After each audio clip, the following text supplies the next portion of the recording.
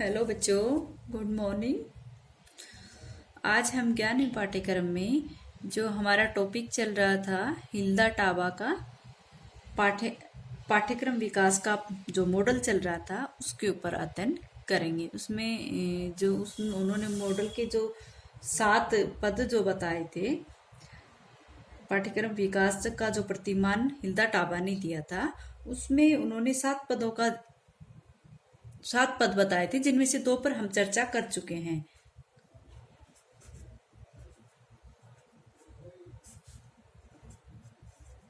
हिल्दा Taba का पाठ्यक्रम विकास का प्रतिमान या मॉडल, ठीक है, उसके ऊपर चर्चा चल रही थी, जिसमें से हमने 2 के ऊपर बातें कर ली थी। पहला जो था उनका था क्या था?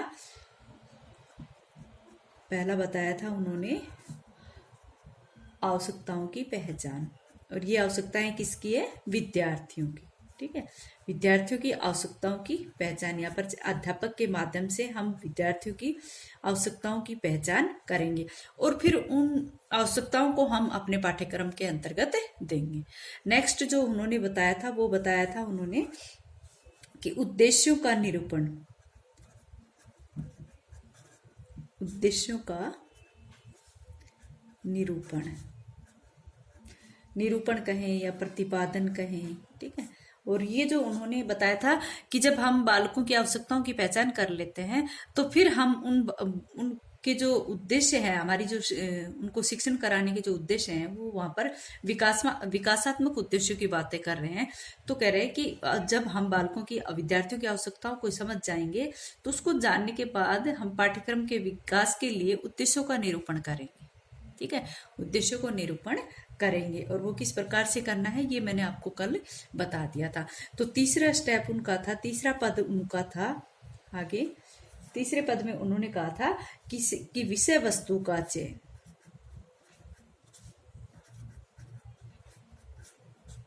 विषय वस्तु का चयन, विषय वस्तु का चयन। उन्होंने कहा कि जब हमें बालकों की आवश्यकताओं की पहचान होगी, फिर हमने अपने पाठ्यक्रम के उद्देश्यों को निर्धारण कर लिया। जब ये दोनों बातें कर ली तो उसके बाद हम विषय वस्तु का चयन करेंगे। उद्देश्यों के निर्धारण से पाठ्यक्रम की जो विषय वस्तु है उसमें दिशा निर्देश प्राप्त होता है, ठीक है। तो विषय वस्तु के चयन में के संदर्भ में टाबा ने कहा कि केवल विषय वस्तु तथा उद्देश्य ही एक दूसरे से सहसंबंध नहीं रखते हैं, अपितु बल्कि विषय वस्तु जो है वो उसमें वैधता होनी चाहिए, वैलिडिटी होनी चाहिए, या फिर विषय वस्तु में सार्थकता भी होनी चाहिए। विषय वस्तु में क्या क्या होनी चाहिए? एक तो विषय वस्तु में वैधता होनी चाहिए, और दूसरी बात उन्होंने क्या बताई कि विषय वस्तु में सार्थकता होनी चाहिए, ठीक है। ये 2 बातें तो आपने समझ ली।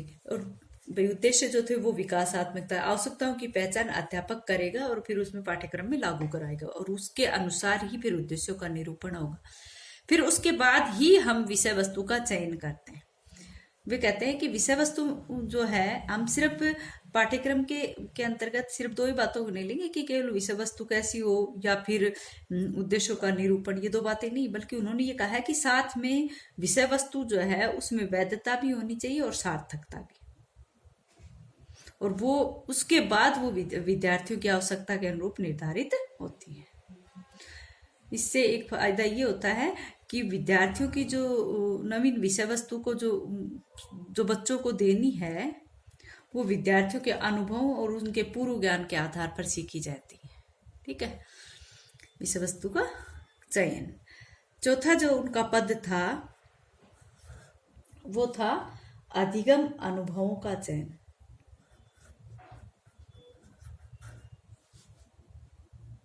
एक मिनट, सॉरी, अधिगम अनुभव नहीं आएगा इसके अंतर्गत,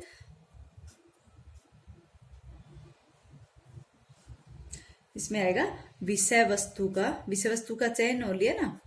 तो चौथे स्टेप में उन्होंने बताया था, चौथे पद में उन्होंने बताया था कि विषय वस्तु का व्यवस्थापन। भाई विषय वस्तु का चयन तो कर लिया, लेकिन उसका व्यवस्थापन भी तो होना चाहिए। चौथे पद में उन्होंने ये बात कही है। ठीक है, ये फर्स्ट था और ये सेकंड, और सेकंड के बाद ये थर्ड और ये फोर्थ। ठीक है, विषय वस्तु का व्यवस्थापन। हिल्दा टाबा ने क्या कहा कि विषय वस्तु के चयन के बाद शिक्षक का महत्वपूर्ण कार्य यह है कि वह उस विषय वस्तु को व्यवस्थित करे, उसमें व्यवस्थापन करे। ये जो व्यवस्थापन प्रक्रिया करेगा तब विषय वस्तु की तार्किक क्रम के साथ करेगा। जब अध्यापक विषय वस्तु का व्यवस्थापन कर रहा है तो वो तार्किक क्रम में करेगा, और इससे क्या होगा, कि जो अधिगम करता है उसका मानसिक स्तर या फिर उसकी जो शैक्षिक उपलब्धियां हैं या उनकी जो रुचियां हैं उनको भी ध्यान में रखेगा। किन किन चीजों को, एक तो जो अधिगम करता है उसका मानसिक स्तर और उसकी शैक्षिक उपलब्धियां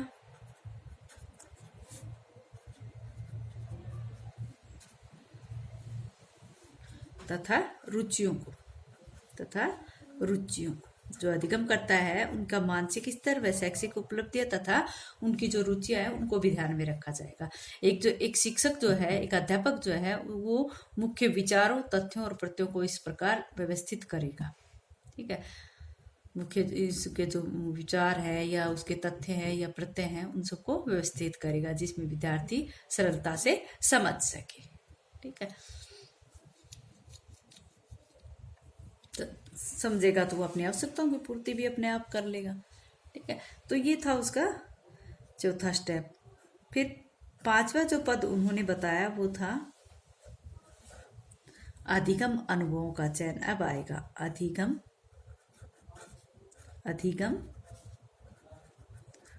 अनुभवों का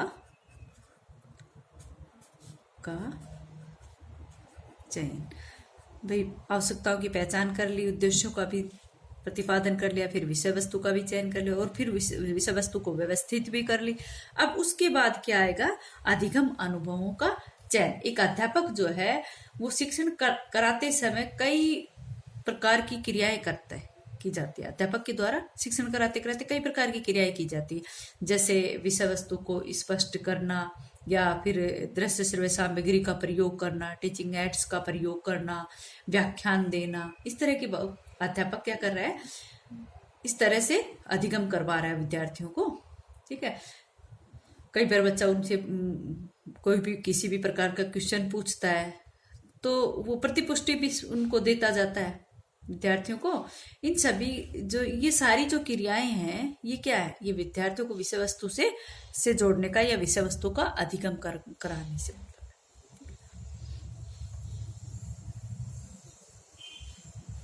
अधिगम अनुभवों का चयन करना। तो ये था उनका छठा स्टेप। इसमें क्या करवाया, अधिगम अनुभवों का चयन करवाया जा रहा है। या फिर हम कहें कि अध्यापक जो है वो उस विषय वस्तु के स्वरूप को इस प्रकार प्रस्तुत करे कि उसमें अधिगम अनुभवों की जो रचना है वो भी साथ साथ होती जाए। जैसे अधिगम अनुभव है, जैसे चिंतन है, अभिवृत्ति है, चिंतन, अभिवृत्ति,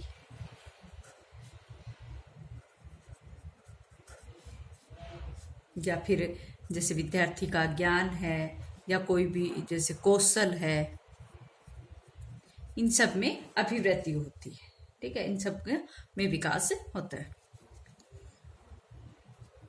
नेक्स्ट जो है वो है जो छठा पद जो है वो है अधिगम अनुभवों का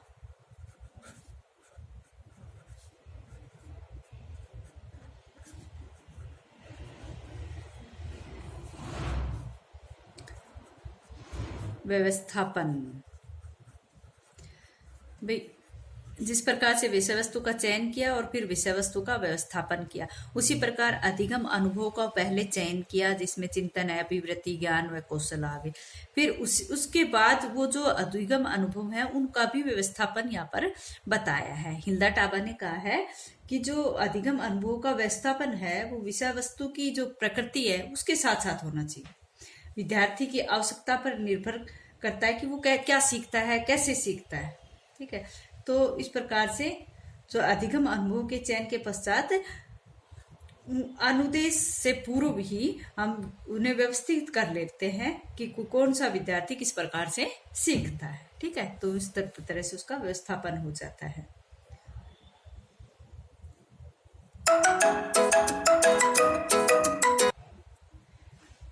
और लास्ट जो था वो 7वें नंबर पे वो था मूल्यांकन। ठीक है, टाबा ने लास्ट जो पद बताया था वो था मूल्यांकन। ये अंतिम चरण है। टाबा ने जो शिक्षा में अभिभावकों की भूमिका का उल्लेख इसके अंतर्गत किया है। उन्होंने कहा कि उद्देश्यों की प्राप्ति किस सीमा तक हुई है इसको ज्ञात करने के लिए शिक्षक जो विद्यार्थी की प्रगति का मूल्यांकन करेगा। अच्छा बच्चों, आज इतना है।